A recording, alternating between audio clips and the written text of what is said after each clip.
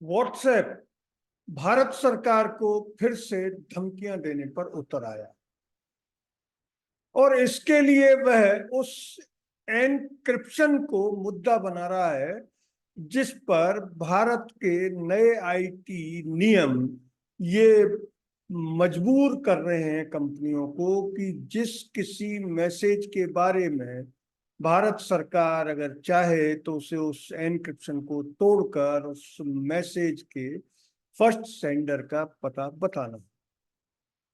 इस मामले को लेकर व्हाट्सएप दिल्ली हाई कोर्ट में एक याचिका को भी लड़ रहा है। इस याचिका को व्हाट्सएप ही लेकर गया था और अब व्हाट्सएप ने दिल्ली हाई कोर्ट में कहा है कि हमारा इस्तेमाल लोग इसलिए करते हैं क्योंकि ये इनक्रिप्टेड है और लोगों को इसकी प्राइवेसी पर भरोसा है। बात तो व्हाट्सएप ने ठीक ही कही है क्योंकि लोग व्हाट्सएप जब भी कुछ गोपनीय करना होता है तो व्हाट्सएप कॉल का ही इस्तेमाल करते हैं। व्हाट्सएप का कहना है कि लेकिन एनक्रिप्शन तोड़ने के बाद इसकी प्राइवेसी खत्म हो जाएगी। आईटी नियमों के एक प्रावधान को चुनौती दिए जाने के मामले में दिल्ली हाई कोर्ट में चल रही सुनवाई के दौरान कंपनी ने ये तर्क पेश करने के साथ ही देश छोड़ने की धमकी भी दे डाली। मेटा के स्वामित्व वाले व्हाट्सएप ने गुरुवार 25 अप्रैल को दिल्ली उच्च न्यायालय में ये कहा कि उसे अगर एंड टू एंड एनक्रिप्शन को तोड़ने के लिए मजबूर किया गया तो भारत में प्रभावी रूप से अपना कामकाज बंद कर देगा और देश छोड़ देगा। व्हाट्सएप का तर्क था कि एक मंच के रूप में हम कह रहे हैं अगर हमें एनक्रिप्शन तोड़ने के लिए कहा जाता है तो व्हाट्सएप भारत से चला जाए। अदालत व्हाट्सएप की 2021 की उन याचिकाओं पर सुनवाई कर रही थी जिन्हें सोशल मीडिया मध्यस्थों के लिए 2021 के सूचना प्रौद्योगिकी नियमों के एक प्रावधान को चुनौती दी गई है। इसमें सूचना के पहले स्रोत की पहचान का खुलासा करने की बात भी कही गई है। व्हाट्सएप का इस्तेमाल लोग इसलिए करते हैं क्योंकि ये एनक्रिप्टेड है और लोगों को इसकी प्राइवेसी पर भरोसा है। यूजर्स ये जानते हैं कि व्हाट्सएप पर भेजे गए message end to end encrypted होते हैं, इसलिए उनके मैसेज को कोई भी पढ़ नहीं सकता। लेकिन एनक्रिप्शन टूटने के बाद इसकी प्राइवेसी खत्म हो जाएगी। सरकार के इस प्रावधान को लागू करने के लिए उन्हें मैसेजों की एक पूरी चेन तैयार करनी है क्योंकि उन्हें नहीं पता है कि कौन से मैसेज को कब डिक्रिप्ट करने के लिए कह दिया जाए। इसके लिए अरबों मैसेज को कई सालों तक स्टोर करने की क्षमता भी डेवलप करनी होगी।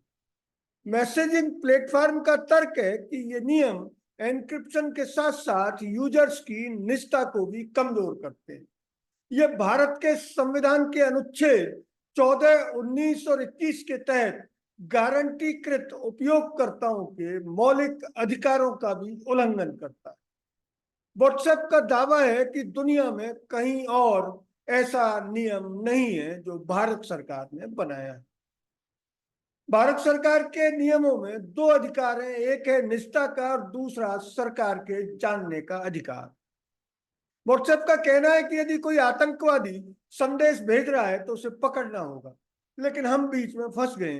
क्या हमें अपने प्लेटफॉर्म के नियम को किसी एक के लिए तोड़ना चाहिए या अरबों लोगों के लिए बचाना चाहिए? क्या यह सही है? इस पर व्हाट्सएप और यूजर्स को भी विचार करना।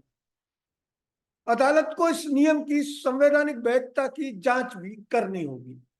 आईटी अधिनियम में ऐसा कुछ भी नहीं है जो सरकार को यह नियम बनाने की अनुमति देता हो। अन्य मैसेजिंग प्लेटफॉर्म भी पहले एंड टू एंड एनक्रिप्शन के प्रति अपनी प्रतिबद्धता जता चुके हैं। सिग्नल की सीईओ मेरेडिथ व्हिटेकर पिछले साल ही कह चुकी हैं कि इससे पहले कि हम निष्ठा के वादों में घालमेल करें या उन्हें कमजोर करें, हम इसको बंद कर दें क्योंकि एनक्रिप्शन तकनीकी गारंटी है। यदि हम संचार के लिए वास्तव में निजी तंत्र प्रदान नहीं कर सकते तो हमारा अस्तित्व में रहने का कोई कारण नहीं।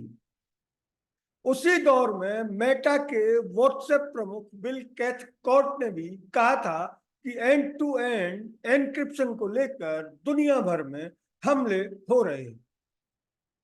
व्हाट्सएप को जमीनी स्तर से निजी होने के लिए डिजाइन किया गया और मेटा मानवाधिकारों के प्रवर्तक के रूप में एंड टू एंड एन्क्रिप्शन के लिए प्रतिबद्ध है।